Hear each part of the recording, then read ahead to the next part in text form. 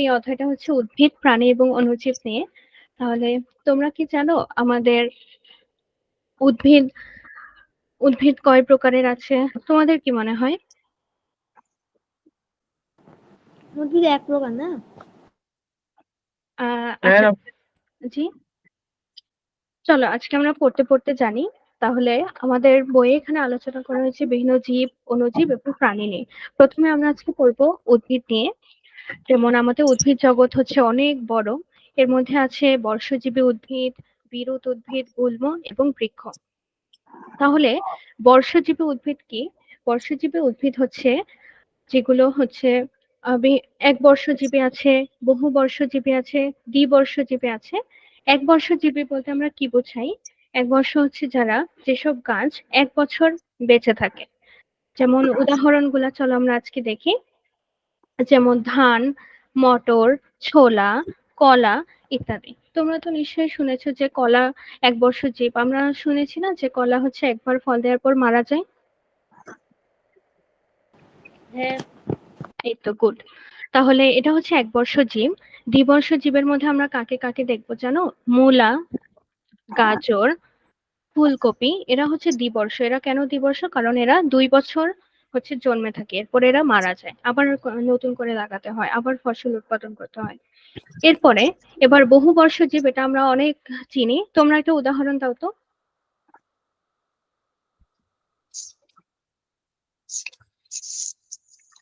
কিসের উদাহরণ দিব?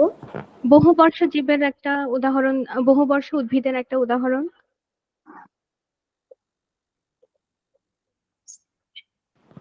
আমাদের অনেক জায়গায় থাকে, আমরা এটার ফল খাই, এই গাছের ফল খাই, তারপর ছায়াও পাই। অনেক দেখছো তোমরা বহু বর্ষ জীব, যেগুলো অনেক বছর বেঁচে থাকে। জীব উদ্ভিদের একটা নাম। তো নাজিহা, তুমি কি আছো আমাদের সাথে? হ্যাঁ, আমি তো তখন বললাম আচ্ছা আম গাছ কি হবে? হ্যাঁ হ্যাঁ, ও সরি, আমি শুনতে পাইনি। হ্যাঁ, আম গাছ তো অবশ্যই হবে। Good, very good. আচ্ছা ঠিক আছে, তাহলে আমরা বললাম যে বহু বর্ষ জীব কারা? যেগুলো অনেক বছর বেঁচে থাকে, যেমন আম, কাঁঠাল, তাল। আরো একটা আছে যেটা সবাই চিনে, যেমন বট গাছ, এটা তো বহু বর্ষজীবী অবশ্যই। তারপর আমরা আজকে পড়বো বিরুৎ, গুল্ম এবং বৃক্ষ জাতীয় উদ্ভিদ। বিরুৎ উদ্ভিদ কি? বিরুৎ হচ্ছে সাধারণত যেগুলো তোমরা এমন গাছ দেখেছো যেগুলো লতানো হয়, আবার অনেক নরম গঠনের হয়। যেমন এই যে আমরা এখানে পড়তে পারবো এখন, যে কিছু কিছু হয় যারা লতানো হয়, আবার নরম গঠনের কিন্তু লতানো নয়। এভাবে বিরুৎ কাকে বলে? বিরুৎ হচ্ছে যারা ছোট উদ্ভিদ, ছোট, নরম। যেমন ধান, সরিষা, মরিচ। মরিচ গাছ যদি তোমরা দেখো, তাহলে এটার কিন্তু কাণ্ডটা খুবই নরম হয় এবং গাছটাও খুব একটা বড় না, ছোট হয়। তাহলে উদাহরণগুলো অবশ্যই মনে রাখতে হবে। বিরুৎ কাকে বলবো আমরা? ধানকে বলবো, সরিষাকে বলবো, মরিচকে বলবো। ঠিক আছে। তারপর হচ্ছে বিরুৎ, গুল্ম। গুল্ম কাদেরকে বলা যায়? এটা হচ্ছে ছোট গাছ, যেমন ডালিম, হাসনাহেনা, কামিনী। এখানে কিন্তু ওদের নরম বলা হয়নি, তাই ওরা কি নরম বলা যাবে না। যদি বলে গুল্ম কারা, আমরা শুধু ডিফাইন করব যে যারা ছোট গাছ, যেমন ডালিম, হাসনাহেনা, কামিনী। দেখো, একটা শুধু ফল, বাকি দুইটাই হচ্ছে ফুলের গাছ, হাসনাহেনা, কামিনী, ডালিম। আর বিরুৎ হচ্ছে যারা ছোট এবং নরম উদ্ভিদ, ধান, সরিষা, মরিচ। ঠিক আছে। আর বৃক্ষ, এটা হচ্ছে খুবই সহজ, দেখলে বোঝা যাবে। যেমন কাষ্ঠল বড় বড় গাছ, যেমন শাল গাছ, সেগুন গাছ, তাল গাছ। সেগুন গাছ তোমার চেনার কথা, বা সেগুন কাঠ চেনার কথা। সেগুন কাঠ দিয়ে হচ্ছে বিভিন্ন ফার্নিচার বানানো হয়, কারণ এগুলা কি, এগুলো হচ্ছে বৃক্ষ। তাই এগুলো হচ্ছে কাষ্ঠল, মানে কি অনেক শক্ত কাঠ যেগুলো থাকে। তাই আমরা কি কি পড়লাম? 3 ভাগে ভাগ করা হয়েছে আমাদের এই ধরনের উদ্ভিদগুলোকে, যেমন বিরুৎ, গুল্ম এবং বৃক্ষ। আর আরো 2 ভাগে। ওকে, তাহলে চলো আমরা বিরুতের মধ্যে যারা আছে, যেমন ধান, সরিষা, মরিচ। এর মধ্যে সবচেয়ে পরিচিত হচ্ছে আমাদের ধান। আমরা ধানকে একটু দেখে আসি, তাহলে তোমরা আরো ক্লিয়ার হবে। ম্যাম, বাড়ির সাইডেই ধানের গাছ আছে, একটু দূরে গেলে আমাদের। তাই? তাহলে তো তোমার আরো ভালো চেনার কথা ধান। তাহলে বলো, ধান কি অনেক নরম হয় না? বলো, নরম, ছোট। পাতাগুলো একটু হাত ঘুষলে হাতটা একটু ছিলে হ্যাঁ, যায়। হ্যাঁ, ছিলে যায়, একটু শার্প হয়। তাহলে এই যে দেখো আমরা দেখি। চলো এই যে এটাকে বলা হয় ধান গাছ। বাকি যারা আছো ইন্দ্রনীল এবং নাজিহা, তোমরা কি আমাকে শুনতে পাচ্ছ কিনা? একটু রেসপন্স করো প্লিজ। G ma'am. ওকে। তাহলে ধান গাছে আর আমরা ফার্স্টলি যেটা খেয়াল করব সেটা হচ্ছে এটার দেখো এটার কিন্তু কোনো কাষ্ঠল কোনো গাছ না, এটা একদম নরম গাছ, ছোট এবং নরম। এই যে যেমন আমাদেরকে শাকিল বললেও দেখেছে অনেক শার্প হয় পাতাগুলা, তারপর ছোট হয়। তো এটাকে আমরা কি বলবো? বিরুৎ বলবো। যখনই তোমরা নরম এরকম দেখবা গাছ, সেটাকে আমরা কোন ক্যাটাগরিতে ফেলবো? সেটা হচ্ছে বিরুৎ হবে। এরপরে আমরা যেটা দেখবো সেটা হচ্ছে গুল্ম। গুল্ম গাছ কারা? ছোট গাছ, কিন্তু এখানে কিন্তু নরম বলা হয়নি। তাহলে চলো ডালিম গাছকে দেখি। ডালিম গাছ, ডালিম গাছ। না নানু আছে। জি, কিছু বলবা? আমার গ্রামের বাড়িতেই ডালিম গাছ আছে। ও তাই? তাহলে তো তোমার আরো ভালো আইডিয়া সবগুলা সম্পর্কে। আরে ভাই আমার এখানে অ্যাভেলেবেল। আচ্ছা, তাহলে তোমাদের সবারই মোটামুটি আইডিয়া আছে। এই যে আজকে আমরা দেখো, চলো ডালিম গাছকে দেখলাম, একটা ফুলও আছে। তো ডালিম গাছকে কেন বলা হয়েছে দেখো, এখানে কিন্তু দেখাই যাচ্ছে এখানে একটা নরম না, কাণ্ড আছে মোটামুটি শক্ত। কিন্তু কেন বলা হয়েছে এটা গুল্ম? কারণ এটা কিন্তু আকারে ছোট। যেমন এই যে এটা দেখতে পারো, আকারে ছোট, তাই এটাকে বলা হয় গুল্ম। কিন্তু এটা কিন্তু নরম না। এটা কিন্তু আমরা একটা বলতে পারি পার্থক্য। আর সবার শেষে আমাদের যেটা আছে সেটা হচ্ছে ইয়া সরি বৃক্ষ। বৃক্ষ কোনগুলো হবে? কাষ্ঠল, বড় গাছ। এটার মধ্যে একটা প্রথমেই পয়েন্ট হচ্ছে বড় গাছ হবে, এবং শাল, সেগুন এবং তাল। এর মধ্যে সেগুন গাছটা আমরা দেখি, এটা আমাদের পরিচিত মোটামুটি।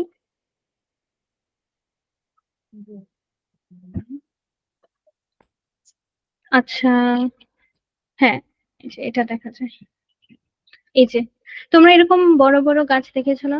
এই কাঠগুলোকে দিয়ে আমাদের ফার্নিচার বানানো হয়, তাই এগুলোকে বলা হয়েছে কাষ্ঠল, বড় এবং বৃক্ষ। এগুলো হচ্ছে বৃক্ষ, কোনো বিরুত না, গুল্মও না, ঠিক আছে? আমরা কি এই পর্যন্ত ক্লিয়ার? কাকে বলে বিরুৎ, কাকে বলে গুল্ম, কাকে বলে বৃক্ষ, কাকে বলে? তোমাদের তো বলতে হবে, যদি কোনো জায়গায় বুঝতে সমস্যা হয় আমি আবার বলবো। জি। আচ্ছা ঠিক আছে, তাহলে কি আমরা এরপরে পরে আগাচ্ছি। হুম। তাহলে আমরা পড়লাম বর্ষজীবী উদ্ভিদ। উদ্ভিদ জগতের বৈচিত্র্যের মধ্যে আমরা পড়লাম বিভিন্ন দলে, যেমন বর্ষজীবী উদ্ভিদ পড়লাম, একবর্ষ, দ্বিবর্ষ, বহুবর্ষ, তারপর বিরুৎ, গুল্ম এবং বৃক্ষ জাতীয়। এবার আমরা পড়বো, এটা একটু মজার, সপুষ্পক এবং অপুষ্পক উদ্ভিদ। তোমরা সপুষ্পক একটা উদ্ভিদের নাম বলো তো। সপুষ্পক মানে হচ্ছে যেই গাছে ফুল হয়, এমন একটা গাছের নাম বলো তো।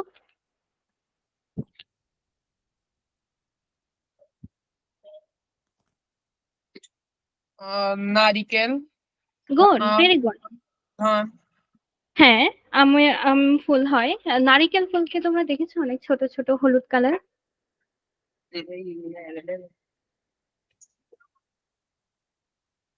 আমার এখানে সব গাছ আছে বাহ, তাহলে তো তোমার এই অধ্যায় পড়তে আরো ভালো লাগবে। ধান ছাড়া। বুঝতে পেরেছি। আচ্ছা ঠিক আছে, তাহলে সপুষ্পক ও অপুষ্পক উদ্ভিদ আমরা পড়ি। আমাদের উদ্ভিদ রাজি হচ্ছে অসংখ্য বৈচিত্র্যের আধার। অনেক উদ্ভিদ আছে যারা ফুল বহন করে, এবং অনেক উদ্ভিদ আছে যারা ফুল ছাড়াই জীবনকাল অতিবাহিত করে। ফুলের উপস্থিতির উপর আমরা বলতে পারি উদ্ভিদকে সপুষ্পক এবং অপুষ্পক। যেমন সপুষ্পক হচ্ছে আম, আহ, জাম, ধান, নারিকেল, এরা হচ্ছে সপুষ্পক। অপরদিকে কিছু উদ্ভিদের নাম বলা হয়েছে মস এবং ফার্ন, যাদের ফুল হয় না, এরা হচ্ছে অপুষ্পক উদ্ভিদের অন্তর্গত। তো চলো আমরা দেখি আজকে মস এবং ফার্নকে। মস এবং ফার্ন তোমরা অবশ্যই রাস্তায় হয়তো দেখেছো, রাস্তাঘাটে খুবই দেখা যায়। এগুলো হচ্ছে সৌন্দর্য বর্ধনকারী গাছ।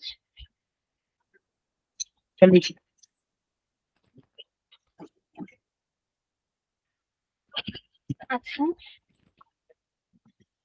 এখানে ভালো ছবি আসছে না, দাঁড়ান দেখুন আরেকটু। এখানে ভালো। তো চলো এই যে এরকম তোমরা দেখেছো, এরকম অনেকটা ঝাউবনের মতো দেখতে, এটাকে বলা হয় মস, এবং মস বলা হয় এটাকে। তোমরা কি দেখেছো এরকম, এই যে মসের মতো স্ক্রিনে দেখা যাচ্ছে? জি ম্যাম। হ্যাঁ, এটাকে বলা হয় মস। এগুলো কিন্তু কোনো ফুল নাই, তোমরা নিশ্চয়ই দেখেছো, এগুলাতে কখনোই ফুল হয় না, কারণ এগুলো হচ্ছে সৌন্দর্য বর্ধনকারী গাছ, হচ্ছে এগুলোকে বলা হয় মস এবং ফার্ন। এতে ফার্ন, এটা হচ্ছে এটার ছবি, মস এবং ফার্ন। এটা অনেকটা নিম পাতার মতো দেখতে। তো মস, ফার্ন ইত্যাদি যাদের ফুল হয় না, এরা হচ্ছে অপুষ্পক উদ্ভিদের অন্তর্গত। ফুলের উপস্থিতি উদ্ভিদের জন্য অনেক গুরুত্বপূর্ণ, কেননা ফুলের জন্যই পরাগায়ন সহজতর হয়। আচ্ছা ঠিক আছে, একটা টার্ম তোমাদেরকে নতুন আসলো, তোমরা কি শুনেছো পরাগায়ন কি?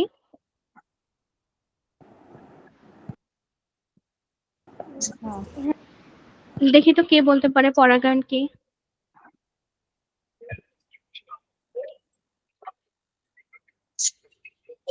ম্যাম, উদ্ভিদের খাদ্য তৈরির পদ্ধতি হলো পরাগায়ন, না? হ্যাঁ, ভেরি গুড। এই যে শাহরিয়া শাকিল, তুমি খুব ভালো অ্যান্সার দিচ্ছো। তাহলে চলো আমরা আজকে পরাগায়নটা আরেকটু সুন্দর করে বলি। পরাগায়ন কি জানো? পরাগায়ন হচ্ছে, হ্যাঁ, উদ্ভিদের আচ্ছা ঠিক আছে, খাদ্য তৈরির থেকে আরেকটা বড় হচ্ছে, এটা যদি আমি একটা সুন্দর সংজ্ঞা দিই তোমাদেরকে, উদ্ভিদের হ্যাঁ,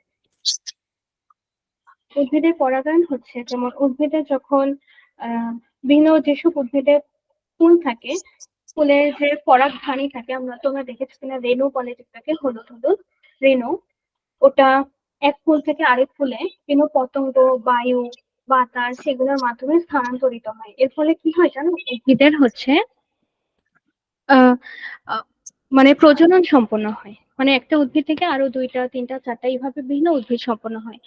তো এটাকে আমরা বলি হচ্ছে আহ উদ্ভিদের পরাগায়ন। যদি ধরো তোমরা রেণু দেখে থাকো, রেণু দেখছো তোমরা, ফুলের রেণু হলুদ কালারের? হুম।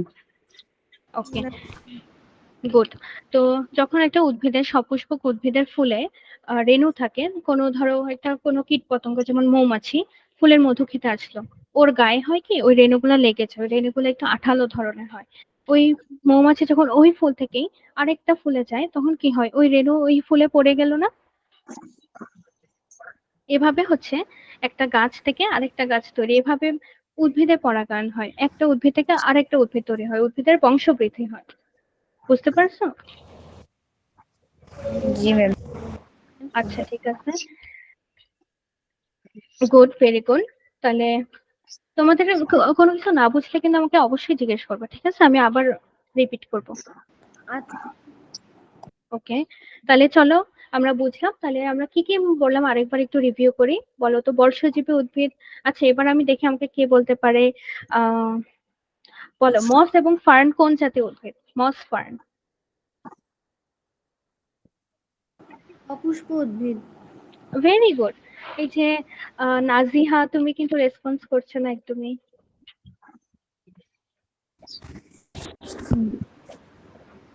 তোমাদের কিন্তু আমার সাথে রেসপন্স করতে হবে, নাহলে তো আমি বুঝবো না তোমরা কি আমার পরে বুঝতে পারছো কিনা, বা তোমাদের কোনো সমস্যা আছে কিনা। হ্যাঁ ম্যাম। ওকে, ভেরি গুড। এখন থেকে আমরা রেসপন্স করবো। তাহলে চলো আমরা এর পরের টপিকে যাই। আমরা পড়লাম হচ্ছে বর্ষজীবী উদ্ভিদ, বিরোধ, পুনর্বৃক্ষ, স্বপক্ষে সাপেক্ষ। তারপরে এবার পড়বো স্বভোজী এবং পরভোজী। নামটা থেকে বোঝা যাচ্ছে স্বভোজী মানে যে নিজের খাবার নিজে জোগাড় করতে পারে, স্বভোজী। ঠিক আছে, তাহলে বলো তো, স্বভোজী উদ্ভিদ যারা নিজের খাবার নিজে জোগাড় করে, এক্ষেত্রে একটা উপাদান আছে, তোমরা কি জানো উপাদানটা কি সবুজ উদ্ভিদে থাকে? না ম্যাম। বলতেছি, সবুজ উদ্ভিদ হচ্ছে যারা নিজের খাদ্য নিজে তৈরি করে। আমরা জানি উদ্ভিদ হচ্ছে সূর্যের আলোকে ব্যবহার করে খাদ্য তৈরি করে। তো কিভাবে করে? যারা সবুজ উদ্ভিদ, তাদের দেহে থাকে একটা রঞ্জক, সেটার নাম হচ্ছে ক্লোরোফিল। দেখো, সবুজ উদ্ভিদের কোষে ক্লোরোফিল নামক রঞ্জক থাকায় এরা সালোক সংশ্লেষণ প্রক্রিয়ায় খাদ্য নিজেরাই তৈরি করে। সালোক সংশ্লেষণ প্রক্রিয়াটা কি? সালোক সংশ্লেষণ প্রক্রিয়া হচ্ছে উদ্ভিদ সূর্যের আলোর সাহায্যে পানি সূর্যের আলো ব্যবহার করে, ক্লোরোফিল নামক রঞ্জক ব্যবহার করে যে শর্করা জাতীয় খাদ্য তৈরি করে, তাকেই বলা হয় সালোক সংশ্লেষণ। এখানে খেয়াল রাখতে হবে, এখানে একটা রঞ্জক কাজ করে, সেটার নাম হচ্ছে কি বলতো?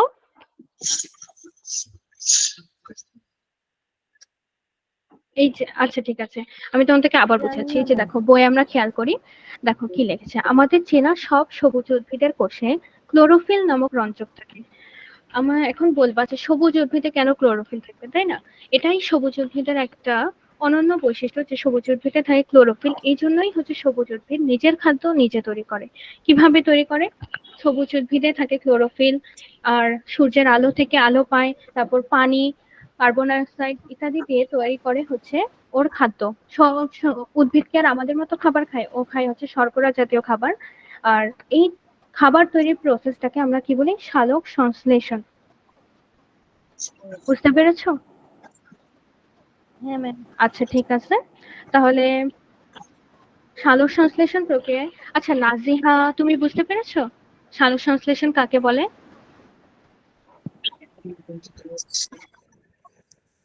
ম্যাম এখানে কথা আটকে আহ, আটকে আসতেছে খালি। ও সরি। আচ্ছা ঠিক আছে, তুমি আমাকে বলো যে আমার এখন ক্লিয়ার কিনা। ঠিক আছে, আমি আবার রিপিট করি। আমরা বলি আমাদের যে সবুজ উদ্ভিদ থাকে, আমাদের আশেপাশের বিভিন্ন সবুজ উদ্ভিদ তুমি দেখবা, যেমন ধরো আম গাছের কথাই বললাম। হ্যাঁ, আম গাছ কি সবুজ কালার, ওর পাতা সবুজ। এই সবুজ উদ্ভিদের কোষে কি থাকে জানো? ওদের কোষে একটা ক্লোরোফিল নামক রঞ্জক থাকে। ক্লোরোফিল কিরকম হয়? সবুজ কালারের একটা রঞ্জক। রঞ্জক মানে হচ্ছে একটা পদার্থ, সবুজ কালারের পদার্থ রঞ্জক বলা হয়েছে কারণ এটা একটা নির্দিষ্ট কালার, সেটা হচ্ছে সবুজ। এই ক্লোরোফিল নামক রঞ্জক সবুজ উদ্ভিদ কি করে? সূর্যের আলোর সাহায্যে ক্লোরোফিলের মাধ্যমে ও নিজের খাদ্য নিজে তৈরি করে। ওর আর অন্য কারোর উপর নির্ভর করতে হয় না, নিজের খাদ্য নিজে তৈরি করে। তাহলে আমরা এই প্রক্রিয়াটাকে কি বলবো? উদ্ভিদের খাদ্য তৈরির প্রক্রিয়াকে বলা হয় সালোক সংশ্লেষণ। এবার বুঝতে পেরেছো? জি ম্যাম। ইন্দ্রনীল তুমি বুঝেছো? হ্যাঁ ম্যাম। আর শাকিল তুমি? হ্যাঁ ম্যাম বুঝতে পারছি। Very good. আচ্ছা ঠিক আছে, তাহলে এটা মনে রাখবা, যেহেতু উদ্ভিদ কোষে কোন রঞ্জক থাকে? ক্লোরোফিল থাকে। কোন প্রক্রিয়ায় খাদ্য তৈরি করে? সালোক সংশ্লেষণ। প্রক্রিয়াটার নাম হচ্ছে সালোক সংশ্লেষণ, কিন্তু যদি বলে কোন রঞ্জক এখানে উপস্থিত থাকে? ক্লোরোফিল। ঠিক আছে, এটা হচ্ছে সবুজ কালারের হয়। তাহলে আমরা পড়ছিলাম স্বভোজী এবং পরভোজী। আমরা জানি যেসব উদ্ভিদ হচ্ছে সবুজ, যাদের মধ্যে ক্লোরোফিল থাকে, তারা নিজেরা নিজের খাদ্য তৈরি করে, তাদেরকে বলা হয় স্বভোজী। মানে নিজের খাদ্য নিজে তৈরি করে, স্বভোজী। অন্যদিকে স্বর্ণলতা, ঘোস্ট প্লান্ট বা ইন্ডিয়ান পাইপ ইত্যাদি উদ্ভিদে ক্লোরোফিল না থাকায় এরা খাদ্য নিজেরা তৈরি করতে পারে না এবং অন্য উদ্ভিদের উপর নির্ভরশীল। আচ্ছা চলো আমরা গাছগুলোকে দেখলে আরো সুন্দর মতো দেখবো। এখানে একটা উদ্ভিদের কথা লাগছে, প্লান্ট নামটা একটু সুন্দর, চলো এটা সার্চ করে দেখি।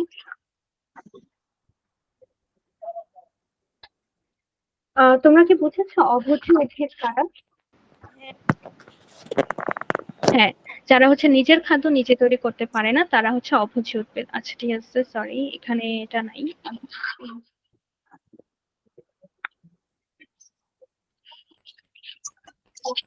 ওয়াও, দেখো কি সুন্দর, এটাকে নাকি বলে ঘোস্ট প্লান্ট। ওকে, এই ছবিটা আমি ওপেন করছি। দেখো, তোমরা বলো তো, এই উদ্ভিদটা তো আমরা জানি এটা পরভোজী, মানে এটা নিজের খাদ্য নিজে তৈরি করতে পারে না। এর অন্যতম প্রধান কারণ কি? ছবিটার দিকে তাকালেই তোমরা বুঝবা। বলো তো কেন করতে পারে না? কিছুক্ষণ আগে আমি বলেছিলাম সবুজ কালারের একটা পদার্থ থাকে। ম্যাম কারণ হচ্ছে এটাতে ক্লোরোফিল নেই। ভেরি গুড ইন্দ্রনীল, তুমি অনেক ভালো অ্যান্সার দিচ্ছ। কারণ ওর মধ্যে হচ্ছে ক্লোরোফিল নাই। ক্লোরোফিল, সূর্যের আলো তালো সব থাকুক, কিন্তু ক্লোরোফিল না থাকলে উদ্ভিদ কখনোই নিজের খাদ্য নিজে তৈরি করতে পারবে না। শাকিল, নাজিহা, আই হোপ তোমরাও বুঝতে পারছো। না বুঝলে অবশ্যই জানাবো আমাকে। বুঝতে পারছি ম্যাম। ওকে, ভেরি গুড। তাহলে আমরা পড়লাম যে স্বর্ণলতা, ঘোস্ট প্লান্ট এবং ইন্ডিয়ান পাইপ। আচ্ছা এই নামটাও একটু আমাদের ডিফারেন্ট লাগছে, চলো এটাও দেখে নিই। Indian pipe.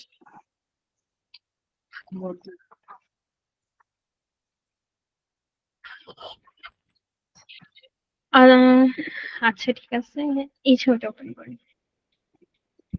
এখান থেকে দেখে বোঝা যাচ্ছে ইন্ডিয়ান পাইপ হচ্ছে সাদা কালার, এখানে কোনো ক্লোরোফিল নাই। তাই ও হচ্ছে পরভোজী উদ্ভিদ, কারণ ও নিজের খাদ্য নিজে তৈরি করে না। তাহলে ও কিভাবে খায় বলতো? ম্যাম ও তার যে যে ইয়াতে ক্লোরোফিল আছে, মানে যে উদ্ভিদে ক্লোরোফিল আছে তার উপর নির্ভর করে খায়। জি ও জি, বেঁচে থাকে।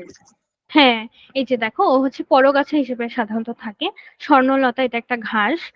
স্বর্ণলতা, ঘোষ প্লান্ট, ইন্ডিয়ান পাইপ এগুলো হচ্ছে সব হচ্ছে পরজীবী, সরি, পরগাছা হিসেবে থাকে। যেসব গাছ খাদ্য তৈরি করে ওদের সাথে এই স্বর্ণলতা, ঘোষ প্লান্ট, ইন্ডিয়ান পাইপ। নির্ভরশীল হয়ে মানে ওরা বেঁচে থাকে হ্যাঁ, ওখান থেকে। হ্যাঁ, ভেরি গুড। ওরা হচ্ছে নির্ভরশীল, ওরা নিজেরা তো খাদ্য তৈরি করতে পারে না, তাই যারা পারে তাদের উপর হচ্ছে ওরা নির্ভরশীল। ক্লিয়ার? হ্যাঁ ম্যাম। ওকে, ভেরি গুড। ঠিক আছে, তাহলে আমরা আজকে পড়লাম এই পর্যন্ত। এর পরেরটা আমরা পড়ি, এটা একটু ইম্পর্টেন্ট, এটা মনোযোগ দিয়ে আমরা পড়বো।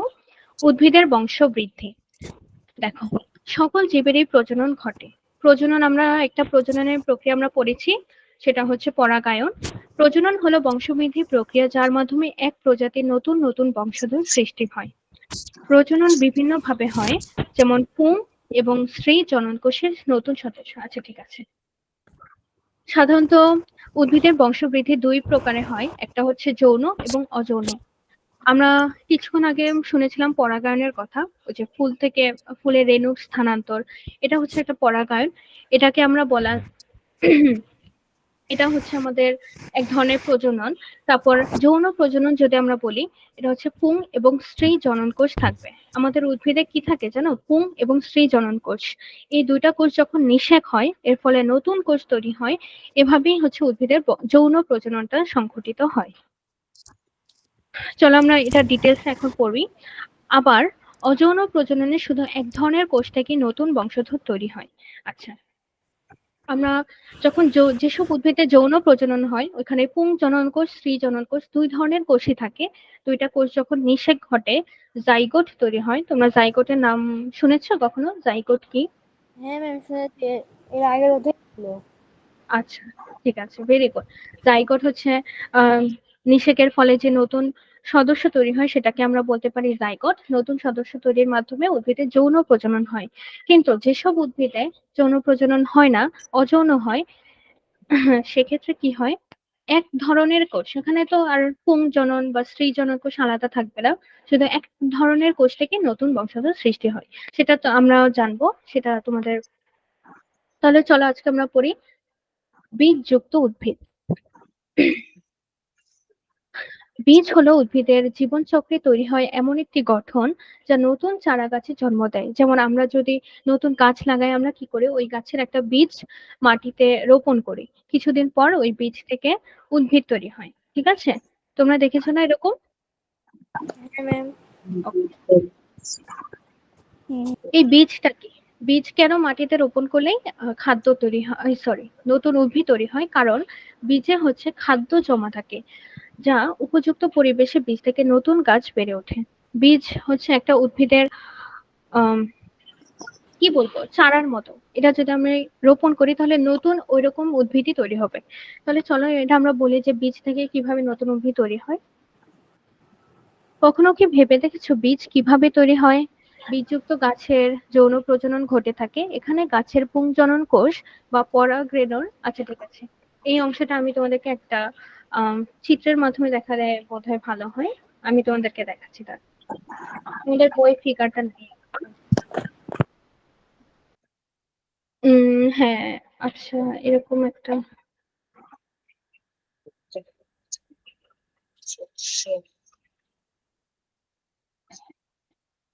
আচ্ছা এই ছবিটা আমরা দেখতে পারি। হুম, তাহলে আমি শুরু করছি, ঠিক আছে? তোমরা এই টপিকটা কিন্তু মনোযোগ দিয়ে শোনো, এটা একটু ইম্পর্টেন্ট। কিভাবে আমরা এখন কি পড়ছি আসলে এটাও তো জানতে হবে, কিভাবে বীজ থেকে একটা নতুন উদ্ভিদের তৈরি হয়। ঠিক আছে, হ্যাঁ ম্যাম। আচ্ছা, একটা সেকেন্ড। হ্যাঁ,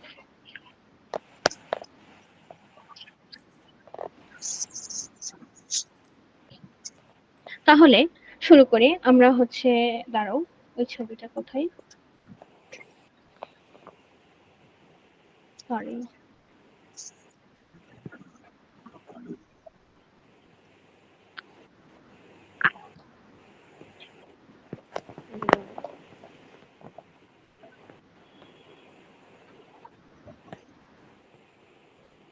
আচ্ছা, তোমরা কি দেখতে পাচ্ছ ছবিটা?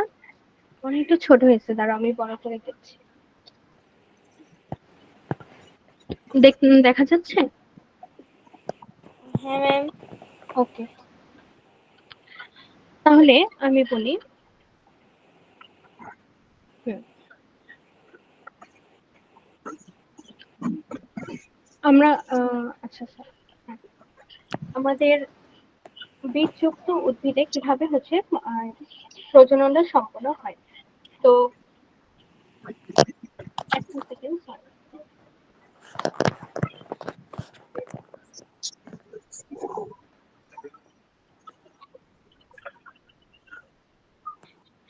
হ্যাঁ, তাহলে শুরু করি। আচ্ছা ঠিক আছে। আমাদের বীজযুক্ত উদ্ভিদে প্রথমে তোমরা দেখতে পাচ্ছ আমাদের বীজে হচ্ছে যেসব ক্ষেত্রে বীজ থেকে নতুন উদ্ভিদের সৃষ্টি হয় সেক্ষেত্রে আমাদের পুংজনন কোষ, স্ত্রীজনন কোষ দুটোই থাকে। তো উদ্ভিদের ক্ষেত্রে ডিম্বক বলে একটা জায়গা থাকে। এই যে তোমাদের বই আসলে ছবিটা নেই, তো আমি একটা ডাউনলোড করা পিক দেখাচ্ছি। দেখা যাচ্ছে এই যে একটা গোলাকার ডিমের মতো অংশ। হ্যাঁ ম্যাম। তাহলে আমরা এখন বলি কিভাবে হয়। বীজযুক্ত যখন গাছে যখন যৌন প্রজনন ঘটে, যৌন প্রজনন বলতে আমরা বুঝি যেখানে পুংজনন কোষ, স্ত্রীজনন কোষ দুটোই থাকবে, দুটোর নিষেকের ফলে নতুন উদ্ভিদ সৃষ্টি হবে। তো গাছের যখন পুংজনন কোষ বা পরাগরেণু থাকে, পরাগরেণু যেগুলো আমরা বলেছি ওই যে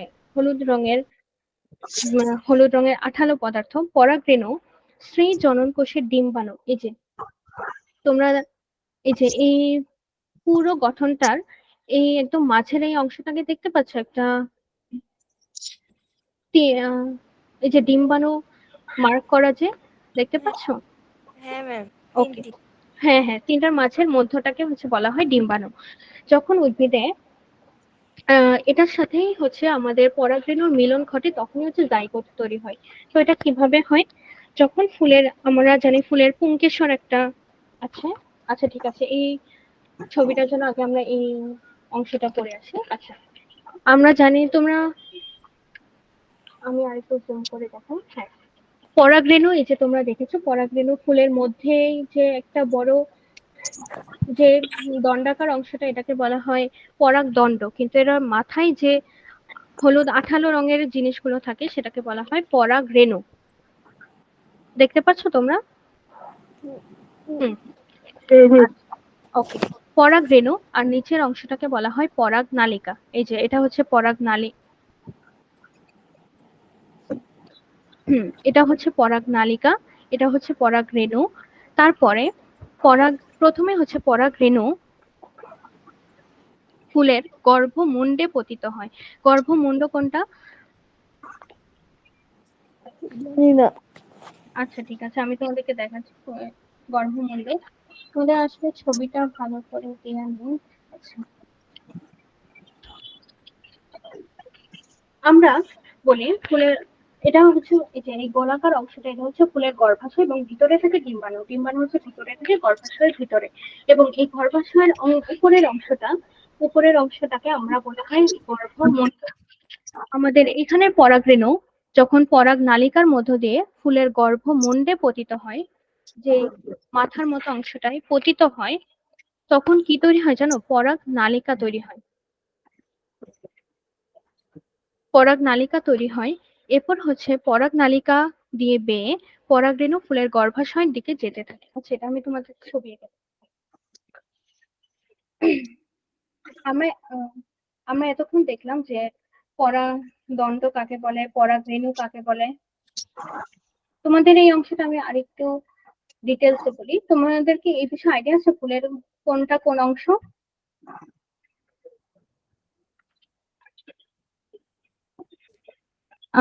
বলো তো, এই বিষয়ে কোনো আইডিয়া আছে তোমাদের? হ্যাঁ ম্যাম।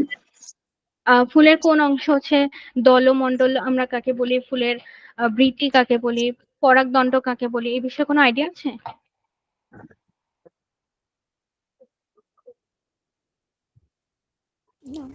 আচ্ছা ঠিক আছে, না থাকলে সমস্যা নেই, আজকে আমরা সুন্দর করে পড়বো। আমরা যদি একটা জবা ফুল কল্পনা করি, তোমার দেখাচ্ছি।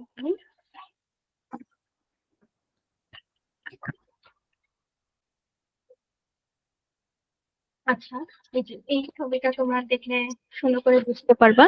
চলো আমরা এই ফুলটা দেখি। এটা কি ফুল? এটা হচ্ছে একটা জবা ফুল। আমরা জবা ফুল নিয়ে আজকে শিখবো কোনটা হচ্ছে ফুলের বিভিন্ন অংশ, আজকে আমরা ডিটেলসে পড়বো, ঠিক আছে? তাহলে এই যে হলুদ রঙের চিত্রটা তো, হলুদ রঙের যেই পাপড়িগুলো দেখতে পাচ্ছ, এগুলোকে আমরা কি বলি জানো? এগুলোকে বলা হয় পাপড়ি বা দল, একত্রে বলা হয় দল ও মণ্ডল, ঠিক আছে? আমরা এটা সবাই জানি তাই না? ফুলের এই পাপড়িগুলা কোনটা ফুলের পাপড়ি? হ্যাঁ ম্যাম। ওকে, ওকে, ঠিক আছে। আর এই যে আমরা যেখানে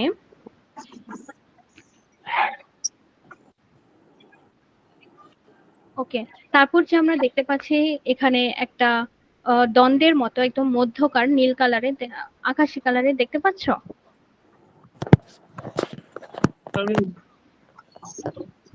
এখানে নীল কালারের যে দেখা যাচ্ছে। হ্যাঁ হ্যাঁ ম্যাম, দেখা যাচ্ছে। আচ্ছা, তাহলে এটাকে বলা হয় হচ্ছে গর্ভদণ্ড। আর এটার মাথায় যে টুপির মতো একটা অংশ, এটাকে বলা হয় গর্ভমুণ্ড। বুঝতে পারছো? হ্যাঁ ম্যাম। ওকে। এই গর্ভমুণ্ডে থাকে হচ্ছে আমাদের পরাগরেণু, যেগুলোর মাধ্যমে সাধারণত আমাদের পরাগায়ন হয়, উদ্ভিদে পরাগায়ন হয়, বংশবৃদ্ধি হয়। এখানেই হচ্ছে হলুদ আঠালো রঙের উম, বস্তুগুলো থাকে, যেগুলোকে আমরা রেণু বলি, ফুলের রেণু থাকে।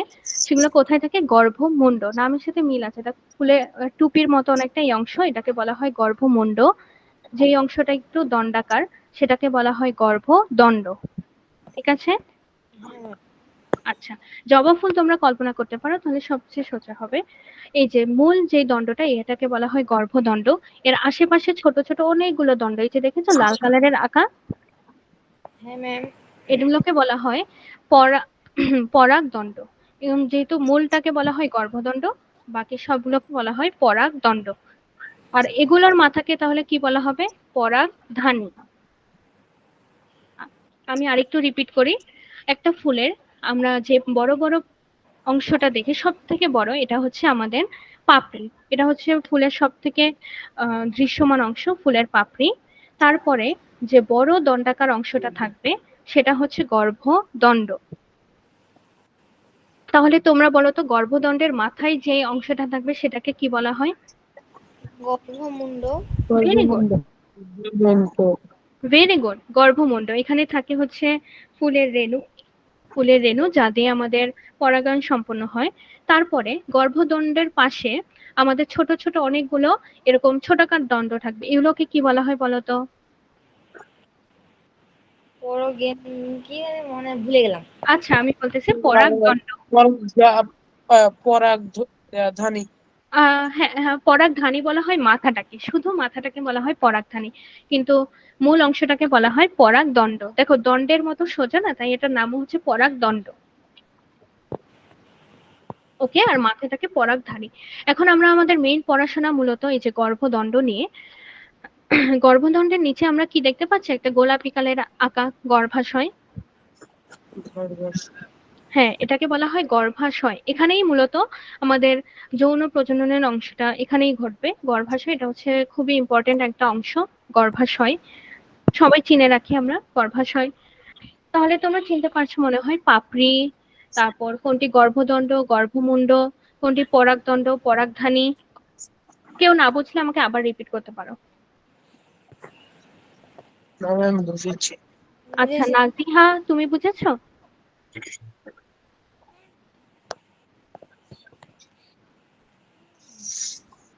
আহ, আচ্ছা নাজিহা মনে হয় শুনতে পাচ্ছে না। নাজিহা, তুমি আবার কানেক্ট হলে আমাকে জানাবা যদি কোনো সমস্যা থাকে।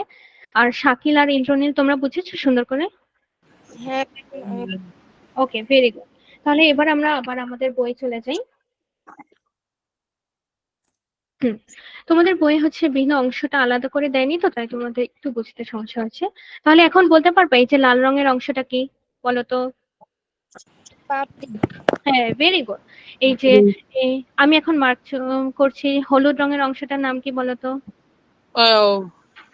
পরবশর। না না, এটার নাম ডি। হ্যাঁ, এটার নাম হচ্ছে, হ্যাঁ ভেরি গুড, এই হলুদ অংশটার নাম হচ্ছে ইয়া মানে ডিম্বক আর কি, বাট এই গোল অংশটার নাম হচ্ছে গর্ভাশয়। ভেরি গুড ইন্দ্রনীল, তুমি অনেক ভালো রেসপন্স করছো। তারপর এই যে এই অংশটার নাম কি বলতো, আমি এখন যে গোল মার্ক করলাম?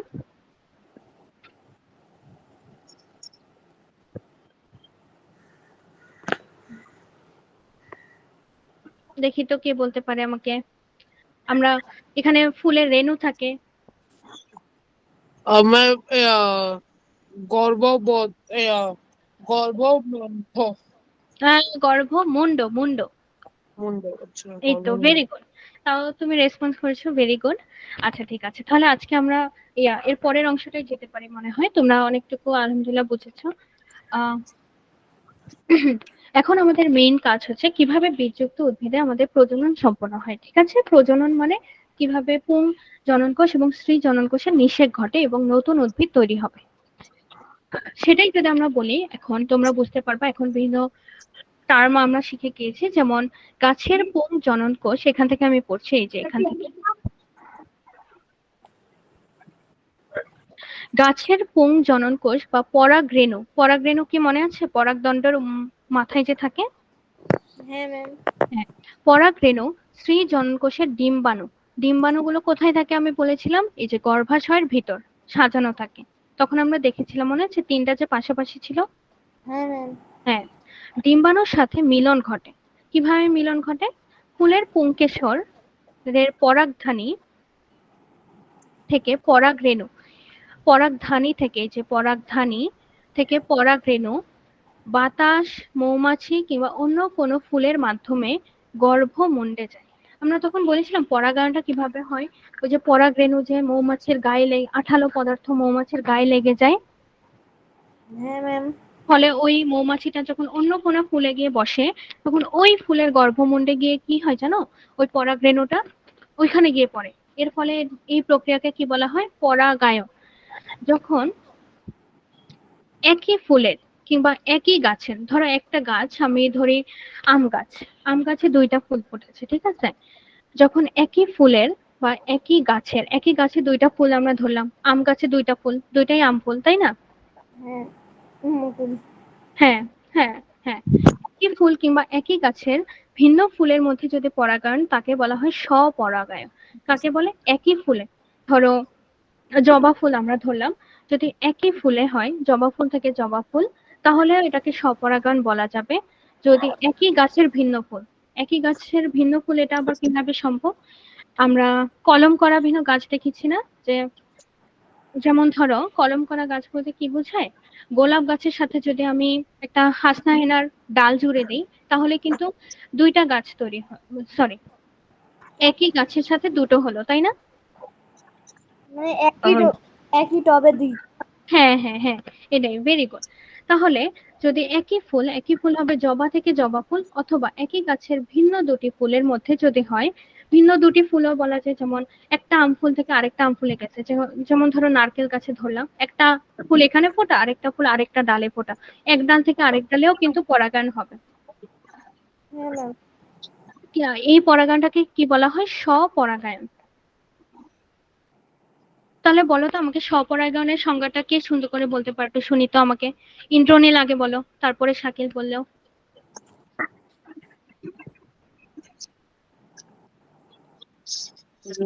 ম্যাম বলতেছি। হ্যাঁ বলো।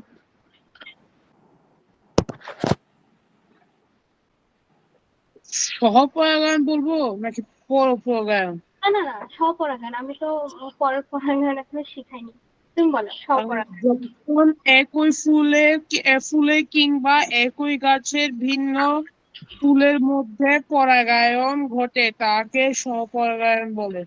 আচ্ছা ঠিক আছে, ভেরি গুড। তোমাদের বোঝার জন্য আমি একটা ছবি ওপেন করি। দেখা যাচ্ছে যে একটা হলুদ ফুল, একটা মৌমাছি বসা। হ্যাঁ ম্যাম। এটা আমি কেন বলছি, এই যে এই হলুদ হলুদ যে রেণুগুলা থাকে অনেক ছোট ছোট, এগুলা এই মৌমাছির গায়ে লেগেছে, কারণ এগুলা খুব আঠালো ধরনের হয়। এর ফলে এক ফুল থেকে অন্য ফুল অথবা একই গাছের ভিন্ন দুটি ফুলে স্বপরাগায়ন হয়।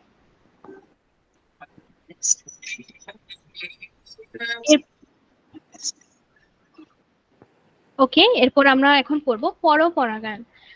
পরাগরেণু থেকে আচ্ছা, তোমাদের পরপরাগায়নের সংক্রমণ, হ্যাঁ দেয়া আছে। ভিন্ন গাছে দেখো, আবার ভিন্ন গাছের ফুলের মধ্যে যদি পরাগায়ন ঘটে তাকে পরপরাগায়ন বলে। ভিন্ন গাছে কিভাবে হয়, যেমন আমি একটা টবে লাগালাম আম গাছ, এর পাশেই আরেকটা গাছ লাগালাম নারকেল গাছ, ঠিক আছে? হ্যাঁ ম্যাম। আম গাছের ফুলে ধরো একটা মৌমাছি বসেছে, ও ফুলের রেণু ওর গায়ে লেগে গেছে, ও মধু খাওয়ার পর এখন নারকেল গাছের ফুলে গিয়ে বসছে। তাহলে কি আম গাছের রেণু নারকেল গাছের ফুলে লেগে গেছে না? হ্যাঁ ম্যাম। এর মাধ্যমেও কিন্তু পরাগায়ন ঘটবে, এবং এই পরাগায়নটাকে কি বলা হয়, পরপরাগায়ন। বুঝতে পেরেছো? হ্যাঁ ম্যাম। হ্যাঁ, এটা তোমাদের বেশি ইজি পরপরাগায়নটা মনে রাখা, কারণ ভিন্ন গাছ যখনই থাকবে ভিন্ন গাছ তখনই হবে পরপরাগায়ন। কিন্তু যদি বলে একই ফুল অথবা একই গাছের ভিন্ন দুটি ফুল, তাহলেই কিন্তু স্বপরাগায়ন। যে একই ওয়ার্ডটা থাকবে, একই ওয়ার্ডটা থাকলেই হচ্ছে স্বপরাগায়ন, এবং ভিন্ন গাছে ফুলের মধ্যে থাকলে পরপরাগায়ন। ক্লিয়ার? হ্যাঁ ম্যাম। নাজিহা, তুমি কি আছো আমাদের সাথে?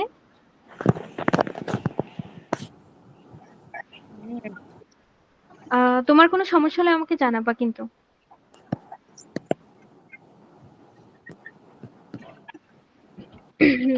তারপর যদি আমরা এখন পড়ি কিভাবে আমাদের এই প্যারাটা আলোচনা করা হয়েছে, কিভাবে বীজ এবং ফল তৈরি হয়, এটা আমরা পড়ি। চলো, এই যে আমরা কিছুক্ষণ আগে দেখেছিলাম, মনে আছে? পরাগরেণু, হলুদ কালারের পরাগরেণু থাকে পরাগধানীতে। হ্যাঁ ম্যাম।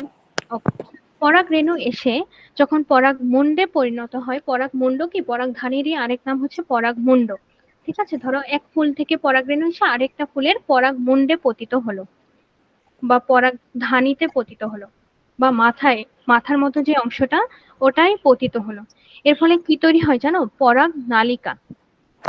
চলো এটা আমরা একটা ফিগারের মাধ্যমে দেখি, তাহলে আমি সহজ হবে তোমাদের জন্য। একটা সেকেন্ড।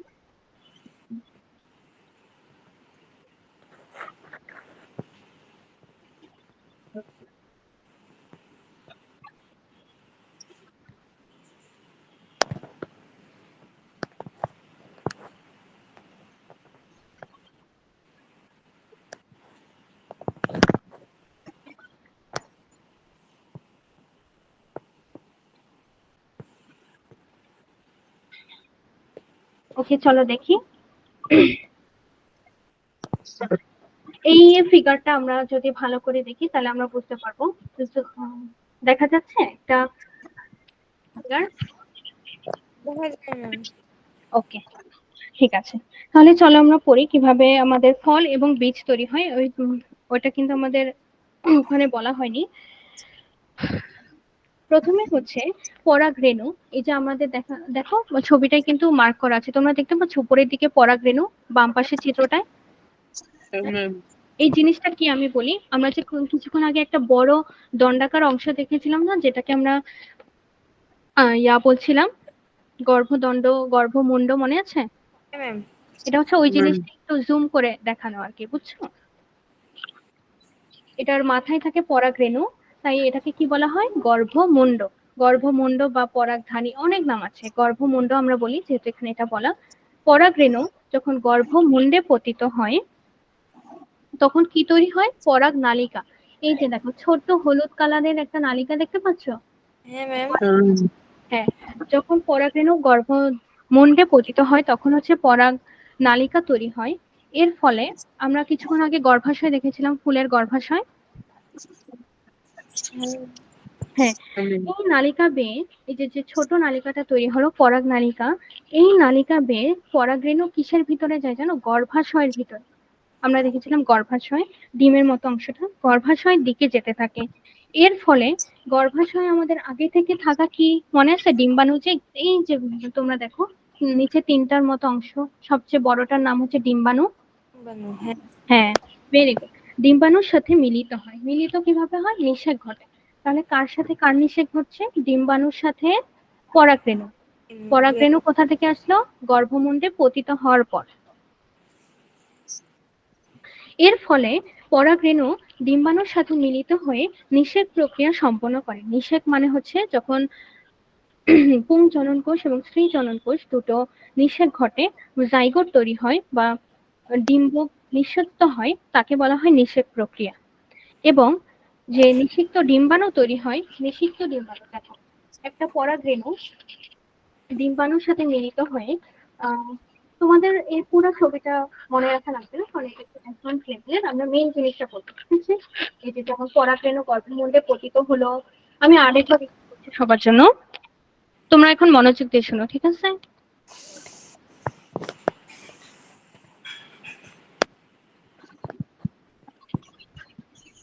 তাহলে আমি বলি, পরাগরেণু যখন গর্ভমুণ্ডে পতিত হয়, গর্ভমুণ্ড হচ্ছে আমাদের পরাগধানীর যে মাথার টুপির মতো অংশটা, সেটা হচ্ছে গর্ভমুণ্ড।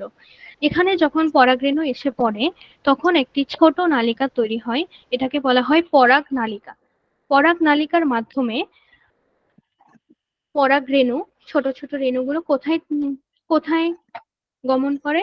ফুলের গর্ভাশয়। বুঝতে পারছো তোমরা? ম্যাম জি বলো, কোনো সমস্যা হলে জানো। ইন্দ্রনীল? না, বুঝতে পারছি বলছি। ও আচ্ছা, সরি আমি শুনতে পারিনি। শাকিল, তুমি বুঝতে পারছো?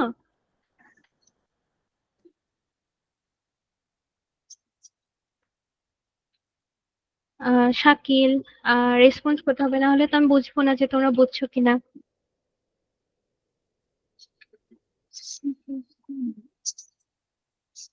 আচ্ছা, নাজিহা তুমি কি আছো ক্লাসে?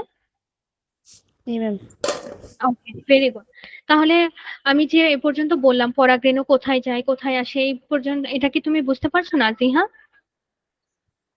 জি ম্যাম। ওকে, তাহলে চলো আমরা যেখানে ছিলাম আমি আবার একটু রিপিট করি তোমাদের জন্য। পরাগরেণু যখন গর্ভমুণ্ডে পতিত হয়, গর্ভমুণ্ড কি নাম, কি মুন্ড মানে মাথা, এই মাথার মতো অংশটাই পতিত হবে, তখন একটি ছোট পরাগ নালিকা তৈরি হবে। নালিকা মানে একটা ছোট নালী। এই নালীর মাধ্যমে পরাগরেণুগুলো ফুলের গর্ভাশয়ে পতিত হবে। গর্ভাশয়ে পতিত হওয়ার পর পরাগরেণু এবং ওই যে ডিম্বক দেখছো উঁচু হয়ে আছে ডিম্বক, তোমার ডিম্বকের সাথে নিষিক্ত হবে। কোনটা? এই পর্যন্ত ক্লিয়ার? ডিম। ম্যাম ওকে, ডিম্বকের সাথে নিষিক্ত হলে আমাদের নতুন বীজ জাইগোট তৈরি হবে, মানে যেটা হবে আমাদের নতুন বীজ, এবং বীজ থেকে তৈরি হবে ফল। বীজ থেকে কিভাবে ফল তৈরি হয় বলতো? আচ্ছা, আমের আমের বীজ তোমরা দেখেছো? আমের বীজ, হ্যাঁ আম ম্যাম। ম্যাম হ্যাঁ, অনেক বড় তাই না? আমের আটি বলি আমরা। হ্যাঁ হ্যাঁ আমরা। হ্যাঁ, এটাই। তাহলে আমরা বুঝতে পারলাম এই পর্যন্ত। এখন তোমরা আমাকে একজন আচ্ছা, একজন একজন করে সবাই বলবো। ফার্স্টে শাকিল বলো তো, একদম সংক্ষেপে বলো কিভাবে বীজ থেকে, সরি, কিভাবে নিষিক্ত হচ্ছে, কিভাবে একটা নতুন উদ্ভিদ তৈরি হচ্ছে, ফুল তৈরি হচ্ছে, সরি ফল এবং বীজ তৈরি হচ্ছে। প্রথমে একটি ফুলের উপর জি, মৌমাছি প্রথমে একটি ফুলের উপর কোন হ্যাঁ একটি হ্যাঁ কোন একটি মৌমাছি আসে বসলে সেটিতে মৌমাছির গায়ে একটি হলুদ জিনিস লেগে যায়, সেটি আবার হ্যাঁ, পরাগরেণু, ওটাকে বলে পরাগরেণু। পরাগরেণু লেগে যায়। আবার সেই মৌমাছি মধু নেওয়ার জন্য অন্য ফুলে গিয়ে বসলে এই ফুলে প্রথম ফুলের পরাগরেণুটা দ্বিতীয় ফুলে চলে যায়। এর মাধ্যমে ফল অথবা ফুলের ফল তৈরি হয়। আচ্ছা, আরেকটু ডিটেলসে বলতে হবে কিন্তু, ওই যে আমি যে বলেছি আহ ওই যে গর্ভমুণ্ডের পরে তারপর যে ছোট নালিকা তৈরি হয়, আমরা, চলো, হুম, এখন একটা ফিগার এঁকে দেখি, ঠিক আছে? তাহলে আরেকটু ক্লিয়ার হবে। ধরো এই যে একটা ফুল, আমরা ফুল আঁকলাম। ধরো এটা একটা জবা ফুল, আমার ড্রয়িং একটু খারাপ, সরি। তোমরা জবা ফুলে এরকম একটা বড় দণ্ডের মতো দেখেছো, এরকম থাকে যে? হ্যাঁ ম্যাম। হ্যাঁ, এটাকে বলা হয় পরাগদণ্ড। আর এই যে গোলাকার অংশটা, এই যে ছোট্ট, এটাকে বলা হয় পরাগধানী। পরাগধানী বা গর্ভমুণ্ড, অনেক কিছু নাম বলা যায়, গর্ভমুণ্ড বলা যায়। আমি তোমাদের বইয়ের মতো বলছি। গর্ভমুণ্ড কেন বলে? কারণ এখানে থাকে হচ্ছে অনেক ধরনের হলুদ কালারের পরাগরেণু, ঠিক আছে? পরাগরেণু থাকে এরকম ছোট ছোট ছোট ছোট অনেক থাকে। তাহলে ধরো এই পরাগরেণু কোনো একটা ফুলের, আমি আরেকটা আঁকি, সরি, কোনো ফুলের এই যে গর্ভমুণ্ডে পতিত হলো। গর্ভমুণ্ডকে আমি বলেছি এরকম মাথার মতো অংশটা, ঠিক আছে? গর্ভমুণ্ডে পতিত হলো এই পরাগরেণু, বুঝতে পারছো? হ্যাঁ ম্যাম। হ্যাঁ, এরপরে আমরা কি হবে, এরপরে আমি এবার একটু বড় ফিগার আঁকি, আমি এবার ডিটেলস ফিগারটা আঁকতেছি। ধরো এটা আমি ওই গর্ভমুণ্ডটাই বড় করে আঁকছি। এখানে আমাদের পরাগরেণু এসে পড়ছে, বুঝতে পারছো এই জিনিসটা কি? এটা হচ্ছে একটা পরাগ দণ্ড, পরাগদণ্ডকে আমি বড় করে আঁকছি। আর এই যে এটা হচ্ছে গর্ভাশয়, এটা হচ্ছে গর্ভাশয়, এই গোলাকার অংশটা, বুঝতে পারছো? হ্যাঁ ম্যাম। ওকে, এই অংশটা হচ্ছে গর্ভাশয়। আমাদের এখানে পরাগরেণু পতিত হওয়ার পর, এই ফুলের গর্ভমুণ্ডে পরাগরেণু পতিত হওয়ার পর একটা ছোট নালিকা তৈরি হয়। এই যে দেখো, ছোট নালিকা তৈরি হয়। এই ছোট নালিকার নামটা কি বলতো? আমি কিছুক্ষণ আগে বলেছিলাম। পরাগনালিকা। Very good, very good. হ্যাঁ, এটার নাম হচ্ছে পরাগ নালিকা। এই পরাগ নালিকা মাধ্যমে যখন পরাগরেণু গর্ভাশয়ের ভিতরে গর্ভাশয়ের ভিতরে প্রবেশ করে, তখন আমাদের এখানে একটা বড়, হ্যাঁ, এখানে আমাদের এই যে আমি তীর চিহ্ন দিয়ে দেখাচ্ছি, এই জিনিসটা, এই জিনিসটার নাম হচ্ছে ডিম্ব। এই জিনিসটার নাম কি বলতো? ডিম্বাণু। হ্যাঁ, ডিম্বাণু, বা হ্যাঁ একই আর কি। এই ডিম্বাণুর সাথে আমাদের পরাগরেণু যে পরাগ নালিকার মধ্য দিয়ে প্রবেশ করলো, এই দুইটার কি হবে জানো? এখন নিষেক প্রক্রিয়া হবে। তোমরা কি জানো নিষেক কি? নিষেক, না ম্যাম। আমি বলছি, নিষেক প্রক্রিয়া হচ্ছে যখন একটা পুং জনন কোষ এবং স্ত্রী জনন কোষের মধ্যে, আচ্ছা আমি তোমাদেরকে গুছিয়ে বলছি। নিষেক প্রক্রিয়া হচ্ছে একটা জটিল প্রক্রিয়া, ঠিক আছে? এটা হচ্ছে, এই প্রক্রিয়ার মাধ্যমে আমরা আহ ফুল উৎপন্ন করি, ফল উৎপন্ন করি, বীজ উৎপন্ন করি। তাহলে এটা কি? এটা হচ্ছে যখন এখানে একটা পুং গ্যামেট থাকবে, স্ত্রী গ্যামেট থাকবে, এই দুইটা নিষিক্ত হওয়ার পরে নতুন যেই উদ্ভিদটা তৈরি হবে বা জাইগোটটা তৈরি হবে, এটাকে বলা হয়, এই পুরো প্রক্রিয়াটাকে বলা হয় আমাদের নিষেক প্রক্রিয়া। যেমন এখানে পুং গ্যামেট, এখানে স্ত্রী গ্যামেট কোনটা জানো? এই যে ডিম্বাণু, মানে হচ্ছে এটা হচ্ছে স্ত্রী জনন কোষ। ডিম্বাণু বলতে আমরা কি বোঝাই? স্ত্রী জনন কোষ, ঠিক আছে? আর ঠিক এই আছে। যে আর পরাগরেণু যে আমি বলছি পরাগ নালিকার মধ্য দিয়ে ভিতরে ঢুকছে, এটাকে বলা হয় স্ত্রী জনন কোষ। এখানে এই দুটো যখন মিলিত হবে, ডিম্বাণু প্লাস পরাগরেণু, তখন কি তৈরি হবে? নতুন জাইগোট বা বীজ তৈরি হবে। ক্লিয়ার? হ্যাঁ ম্যাম। আচ্ছা, তাহলে এবার আমাকে বলতে হবে, এবার আমাকে ইন্দ্রনীল বলো তো একটু ক্লিয়ার করে, দেখি কি বুঝেছো।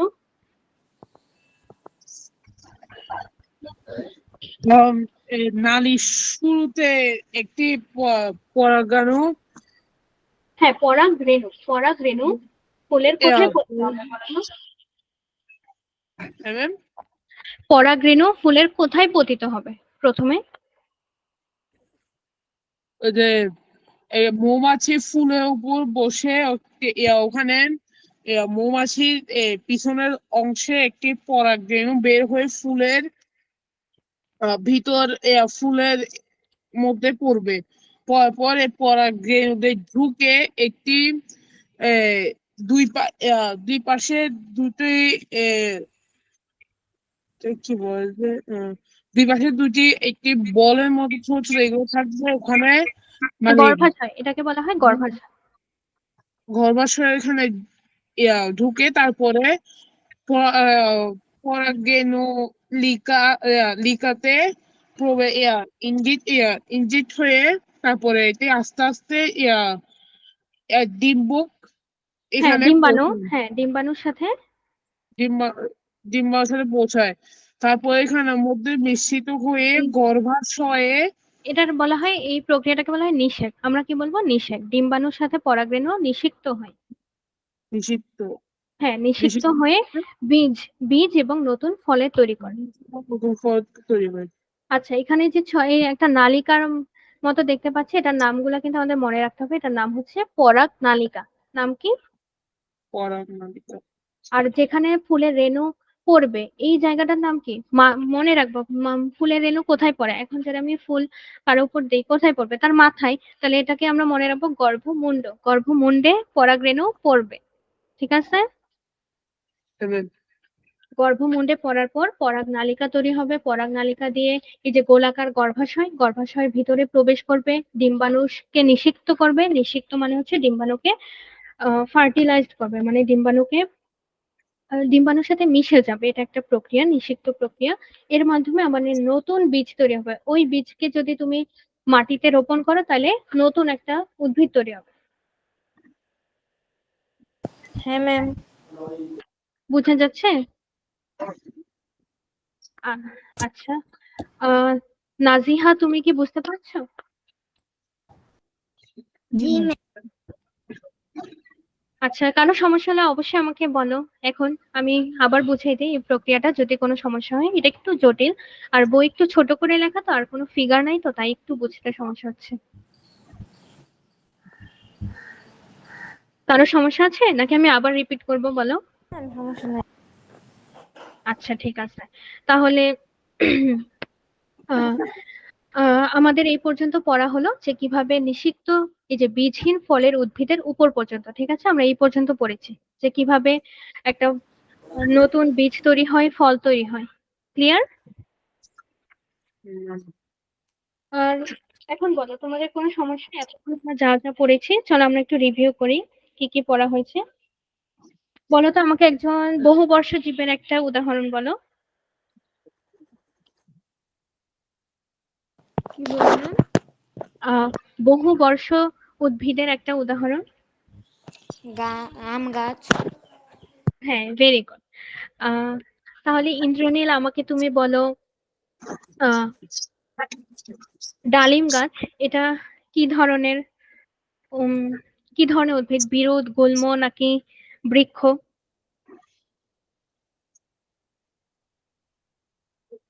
বলো। বলছি আহ, গুল্ম। হ্যাঁ, ভেরি গুড। গুল্ম। কেন? কারণ এটা হচ্ছে একটা ছোট আকারের, কিন্তু এটা নরম না। ঠিক আছে।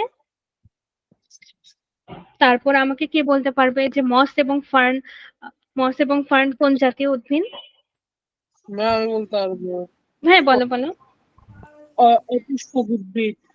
হ্যাঁ, ভেরি গুড। এটা হচ্ছে শোভা বর্ধনকারী উদ্ভিদ। তাহলে এবার আমাকে বলো, স্বভোজী উদ্ভিদে কোন ধরনের রঞ্জক থাকে? কি বলে? সপুষ্পক উদ্ভিদে কোন রঞ্জক থাকে? সবুজ উদ্ভিদে ক্লোরোফিল। হ্যাঁ, ক্লোরোফিল। Very good. ক্লোরোফিল হচ্ছে সবুজ রঙের হয়। তাহলে আমাকে বলো তো, কোন উদ্ভিদ খাদ্য তৈরি করতে পারে না? এমন কিছু উদ্ভিদের নাম বলো তো তোমরা। আর স্বর্ণলতা, ফার্ন, প্ল্যান্ট। হ্যাঁ, একটা অন্যরকম নাম আছে, গোস্ট প্লান্ট, তারপর ইন্ডিয়ান পাইপ, স্বর্ণলতা। Very good. তাহলে তোমাদের মোটামুটি আচ্ছা, এখান থেকে তো পড়া ধরা হয়নি। এখান থেকে বলো তো, স্বপরাগায়ন কাদের মধ্যে হবে? স্বপরাগায়ন। কি বলেন? হ্যাঁ, স্বপরাগায়ন।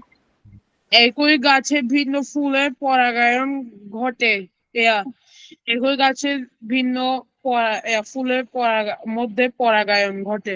হ্যাঁ, স্বপরাগায়ন ঘটে। আর কিংবা একই ফুলেও কিন্তু স্বপরাগায়ন ঘটে। তারপর আমাকে বলো যে আচ্ছা, এই ইয়াটা বলো যে আমাদের পরাগরেণু কোথায় পতিত হয় যখন নতুন বীজ তৈরি হয়, বলো তো? মাথার মতো একটা জিনিস বলেছিলাম। তুমি কি বলছো এটা বলেন? পরাগ নতুন বীজ তৈরির সময় পরাগরেণু ফুলের কোথায় পতিত হয়? কোথায় পড়ে? ফুলের উপর একটা পাইপ নামে ওই গর্ভমুণ্ড, মাথার মতন। হ্যাঁ হ্যাঁ হ্যাঁ। গহম। আর তুমি যেটা বলছো ওই যে দণ্ড আকৃতির, এটার নাম হচ্ছে পরাগদণ্ড বা গর্ভদণ্ড, ঠিক আছে? হ্যাঁ। আর মাথার মতো জিনিসটাকে বলা হয় গর্ভমুণ্ড। মুন্ড মানে মাথা, গর্ভমুণ্ড। আর বলতো যেখানে নিষেক হয়, কোথায় নিষেক হয়, ফুলের কোথায় নিষেক হয়?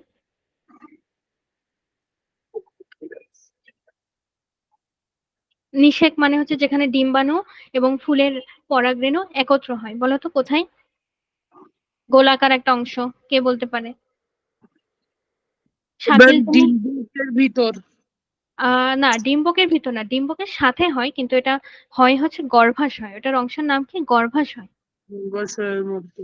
এই তো, ভেরি গুড। গর্ভাশয়ের মধ্যে হচ্ছে ডিম্বক এবং পরাগরেণু। ডিম্বক বলা যাবে না, ডিম্বাণু বলতে হবে, কারণ এটা একটা অণু, ডিম্বকের একটা অণু। তো ডিম্বাণু আর পরাগরেণু একসাথে হয়, এটার নাম হচ্ছে নিষেক প্রক্রিয়া, ঠিক আছে? জি, কিছু বললাম? কে কি বললেন ভাই? আচ্ছা, তাহলে চলো আমরা এই পর্যন্ত পড়েছি, ঠিক আছে? যে নিষিক্ত ডিম্বাণু থেকে ফল এবং বীজ তৈরি হয়, বীজহীন ফলের উদ্ভিদ, এর আগ পর্যন্ত। এরপর আমরা পড়া যাক বীজহীন ফলের উদ্ভিদের, যেগুলোতে বীজ নাই, বীজহীন ফল যেগুলো, যেমন আমে বীজ আছে, কাঁঠালে আছে, যেসব বীজহীন যেসব উদ্ভিদ আছে, বীজহীন, তাদের কিভাবে আমাদের হবে, বংশবৃদ্ধি কিভাবে হবে। চলো এটা আমরা পড়ি। কিছু বলছো?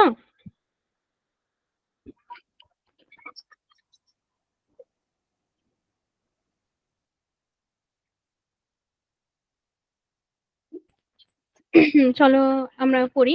তো বীজহীন ফলের উদ্ভিদ, যেগুলাতে বীজহীন ফল তৈরি হয়, যেগুলো, যেসব ফলের ভিতরে কি কোনো বীজ থাকে না, যেমন এমন একটা ফল। ম্যাম, বেশ। জি। ক্লাস পার হয়ে গেছে। আচ্ছা ঠিক আছে। আমাকে বলা হয়েছিল 6:45, তাই আর কি। আচ্ছা ঠিক আছে, তাহলে আজকে আমরা এই পর্যন্ত পড়ি, বীজহীন ফলের উদ্ভিদ এর আগ পর্যন্ত, ঠিক আছে? ও আচ্ছা, পড়েন। তোমাদের নেক্সট ক্লাসে হচ্ছে এরপর থেকে আমি ইনশাল্লাহ পড়াবো। এর আগের তোমরা সবাই পড়ে আসবা, রিডিং দিয়ে আসবা মোটামুটি। যদি কোনো সমস্যা হয় অবশ্যই আমাকে জানাবা। এই যে ফুলের কিভাবে নতুন বীজ তৈরি হয়, এটা কিন্তু একটু ট্রিকি একটা টপিক, এই টপিকটা বুঝতে সমস্যা হবে, স্বাভাবিক। আমাকে অবশ্যই বলবা। আহ নাজিহা, শাকিল, ইন্দ্রনীল, তোমাদের কেমন লাগলো আজকের ক্লাস আমাকে জানাও। কোনো সমস্যা থাকলে বলো, আমরা লাস্টে সলভ করি এখন। ম্যাম, জি। ভালো লাগছে। Thank you. কোনো সমস্যা আছে? কোনো সমস্যা থাকলে জানাও। নাই ম্যাম। আচ্ছা ঠিক আছে। ইন্দ্রনীল, নাজিহা, তোমরা, তোমাদের সমস্যা থাকলে বলো। না ম্যাম। আচ্ছা ঠিক আছে, তাহলে সুস্থ থাকো, সুন্দর থাকো। নেক্সট দিন ইনশাল্লাহ আমরা এরপর থেকে কন্টিনিউ করবো, ঠিক আছে? আচ্ছা।